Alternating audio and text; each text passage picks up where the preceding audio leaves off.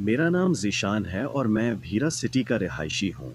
एक दिन मोहल्ले के दोस्तों ने फैसला किया कि 14 अगस्त को कहीं घूमने चलेंगे। हम 4 दोस्त थे, अहमद, अदनान, ज़िया और आसिफ। आसिफ ने कहा, सुना है किला दीदार सिंह बहुत खूबसूरत है, क्यों ना वहाँ चलें? हम सब ने हामी भर ली। 14 अगस्त की सुबह हमने एक कार बुक की और अपने सफ़र पर निकल पड़े।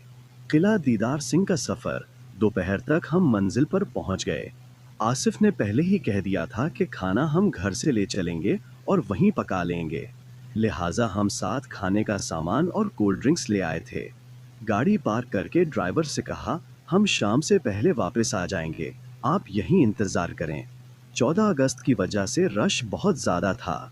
तकरीबन 1 घंटा घूमने फिरने के बाद हमने सायादार जगह ढूंढना शुरू की। आखिरकार एक जगह पसंद आई। अदनान ने कहा, ये जगह बेहतरीन है। हमने चटाई बिछाई और खाने की तैयारी शुरू कर दी। अहमद और आसिफ ईंटें ढूंढकर चूल्हा बनाने लगे, जबकि मैं, ज़िया और अदनान करीबी झाड़ीदार जंगल से लकड़ियां लेने निकल गए। 20 मिनट की मेहनत के बाद हम लकड़ियां जमा करके वापस आए। खाना पकना शुरू हुआ। वक्त गुजरता गया। 3 बज चुके थे। खाने के बाद सब हंस बोल रहे थे, मगर अदनान खामोश था। मैंने पूछा, क्या हुआ अदनान, इतना चुप क्यों है? वो बोला, कुछ नहीं, बस लकड़ियां ढूंढते वक्त एक कांटा चुभ गया था, थोड़ा दर्द हो रहा है। हमने बात नज़रअंदाज कर दी, मगर यही कांटा हमारे लिए आने वाले वक्त में खौफ की जड़ बन गया। शाम 6 बजे हमने सामान समेटा, कार की डिग्गी में रखा और वापसी शुरू की। तकरीबन 1 घंटा गुजरा था कि अदनान की तबीयत अचानक बिगड़ गई। उसने उल्टी कर दी। हम समझे शायद गाड़ी में बैठने से ऐसा हुआ हो, मगर फिर उसकी आंखें सुर्ख हो गईं और वो बार बार कहने लगा, कांटे का दर्द बढ़ रहा है, जल्दी घर पहुंचो। ड्राइवर ने रफ्तार बढ़ा दी। हम कब्रिस्तान के करीब पहुंचे ही थे कि अदनान ने एक भारी अजनबी आवाज में कहा, वो यहीं है, इसी कब्रिस्तान में। हम सब खौफ से सहम गए। मैंने मोबाइल की टॉर्च ऑन की तो देखा, अदनान की दोनों आंखें मुकम्मल सफ़ेद हो चुकी थीं। हम उसे घर ले गए। वहाँ से फ़ौरन अस्पताल पहुँचे।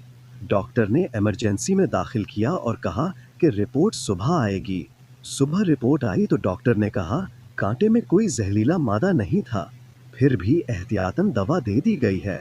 हमने सुकून का सांस लिया, मगर ये सुकून ज़्यादा देर ना चल सका। 2-3 दिन बाद हम अदनान से मिलने गए। वो पहले से ज़्यादा उदास था। हमने उस दिन का जिक्र किया तो बस यही बोला, पता नहीं, इस कांटे के बाद अजीब सा लग रहा है। इसी शाम अदनान के वालिद का फ़ोन आया, जल्दी आओ, अदनान की हालत बहुत ख़राब है। हम फ़ौरन पहुँचे तो देखा कि अदनान की आंखें फिर से सफ़ेद थीं, आवाज़ बदल चुकी थी और वो बार बार कह रहा था, मैं अपने बेटे के खून का हिसाब लूँगा। हमने मोहल्ले के बुजुर्ग इमाम मस्जिद को बुलाया। 70 साला सफ़ेद दाढ़ी वाले बुजुर्ग जैसे ही अदनान के पास पहुँचे, अफसोस से बोले, बेटा, ये क्या कर बैठे हो? हम परेशान हो गए कि इमाम मस्जिद साहब क्या बोल रहे हैं। फिर उन्होंने बताया, जिस वक्त अदनान लकड़ियां इकट्ठी कर रहा था, एक लकड़ी का कांटा एक जिन के बच्चे के गले में चढ़ गया और वो मर गया। जिन बदला लेने के लिए अदनान के जिस्म में दाखिल हो गया। इमाम साहब ने कहा, ये नादानिस्ता हुआ है, ना अदनान का कसूर है, ना तुम्हारे बेटे का, अल्लाह को यही मंजूर था। जिन बोला, मैं बदला लूँगा।